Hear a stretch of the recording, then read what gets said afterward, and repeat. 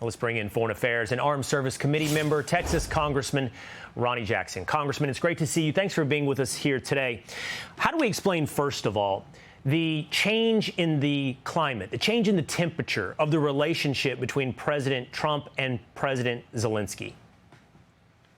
Well, I think President Zelensky has figured out exactly, what he has to do. I mean, he realizes that he has to say and do certain things, and he has to approach Trump and the Trump administration in a certain way if he wants to have a working relationship with them. And he has no choice. He has to have a working relationship with the president and this administration right now. We are his only chance. President Trump is his only chance of winning this war, and he knows that now. And so I think he's made an educated decision that he is going to say and do the right things, and he is going to follow President Trump's lead on this, and that's what he's doing. Whether he agrees 100% with the path or not, that's the path that's been chosen for him. And how about the relationship then between President Trump and Vladimir Putin? You just described Zelensky and Trump with a working relationship. Certainly the rhetoric around President Putin has changed. It's become much more chilly coming from President Trump.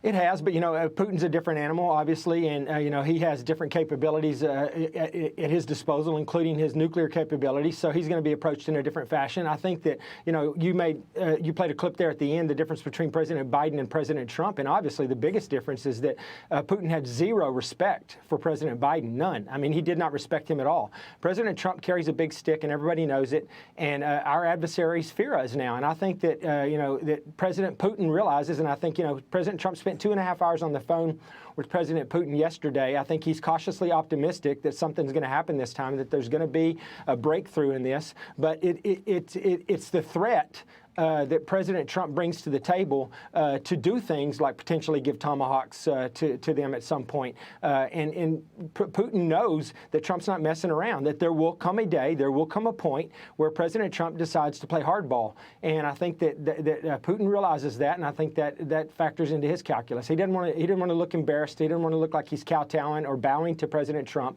But the reality is that he ultimately will have to come to the negotiating table on this. Well, we'll have to see. He's been cagey. He's been hard to pin down. He's been hard to move forward, President Putin. Right. And then finally, what do you make, Congressman, of that last message to Venezuelan President Maduro? Yeah, I think that's President's approach to everybody around.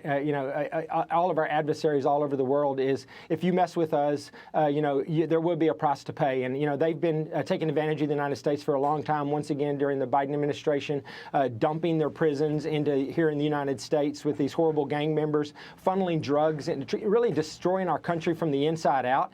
And when President Trump got to office, he said, "We're done. This is over." And Maduro's an illegitimate president in the first place. Everyone knows that. Everyone in the world knows that election was not his. And President Trump has just decided that we're not playing and we're not negotiating with him anymore. He will stop what he's doing, whether he does it, voluntarily or whether we force him. And right now we're in the process of forcing all of that shut down.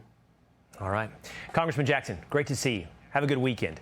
Hey, it's Will Cain. Click here to subscribe to the Fox News channel on YouTube. It's the best way to get our latest interviews and highlights. And click to subscribe to the Will Cain podcast for full episodes right now.